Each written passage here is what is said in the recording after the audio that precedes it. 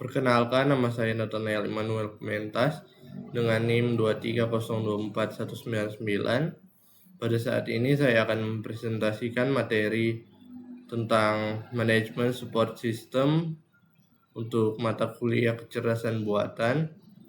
Jadi kita masuk pada bagian yang pertama, yaitu pengertian dari MSS atau Management Support System. Jadi MSS atau Management Support System adalah sistem informasi berbasis komputer yang dirancang untuk membantu manajer dalam proses pengambilan keputusan yang kompleks dan tidak rutin. Sistem ini menyediakan data, model analitis, dan alat bantu sehingga manajer dapat membuat keputusan yang tepat dan cepat. Selanjutnya kita masuk ke bagian tujuan dari Management Support System atau MSS.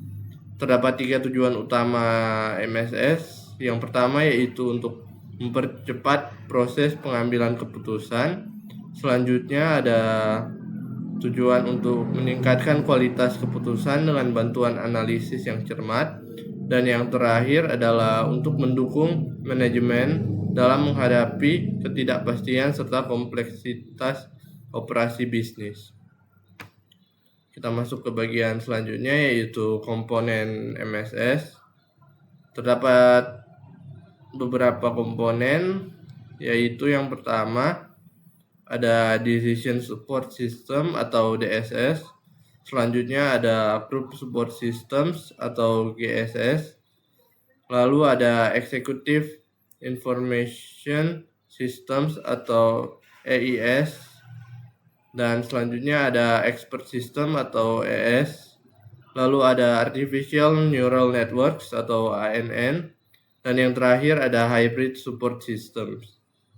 Jadi masing-masing komponen ini memiliki peran dan fungsi khusus dalam mendukung proses manajemen.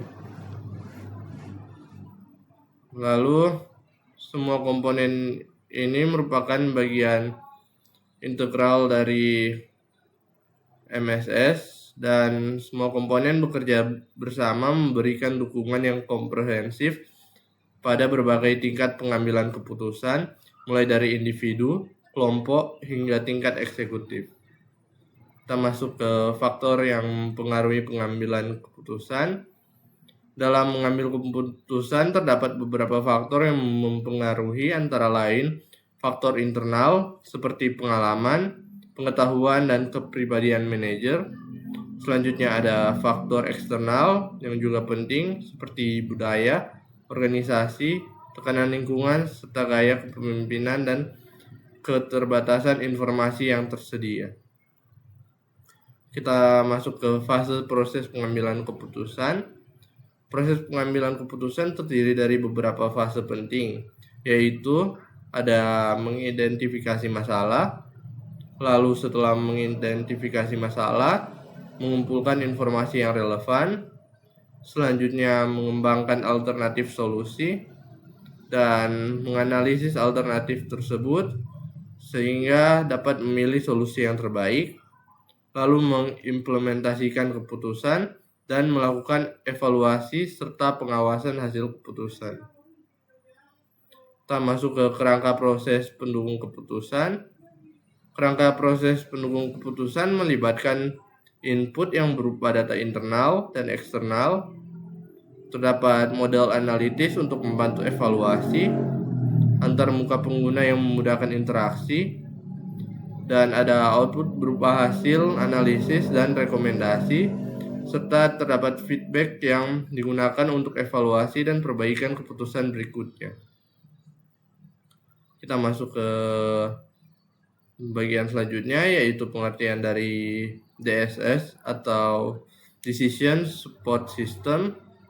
Decision Support System adalah sistem interaktif berbasis komputer yang membantu pengambil keputusan di organisasi menyelesaikan masalah semi terstruktur atau tidak terstruktur.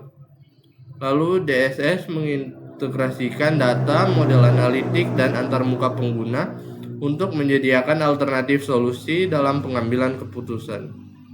Kita masuk ke bagian selanjutnya, yaitu komponen dari DSS atau Decision Support System. Decision Support System memiliki beberapa komponen utama, yaitu yang pertama ada database. Database digunakan untuk menyimpan data. Lalu terdapat model base. Model base akan berisi model matematis dan simulasi. Selanjutnya ada user interface. User interface ini sebagai antarmuka komunikasi pengguna dengan sistem. Dan selanjutnya yang terakhir ada knowledge base yang berisi informasi tambahan dan aturan pendukung keputusan. Kita masuk ke bagian selanjutnya, yaitu karakteristik dari DSS. DSS dikenal dengan karakteristik seperti kemudahan interaksi, kemampuan menyesuaikan dengan kebutuhan pengambilan keputusan, fleksibilitas dalam menghadapi masalah yang berubah-ubah, dan fungsi untuk menyediakan berbagai alternatif solusi masalah. Selanjutnya kita masuk ke bagian kemampuan dari DSS. Dalam operasionalnya, DSS mampu menganalisa data dengan berbagai metode, melakukan simulasi skenario yang berbeda, menampilkan hasil dalam bentuk visual yang mudah dipahami, serta mengintegrasikan berbagai sumber data untuk mendukung keputusan yang efektif.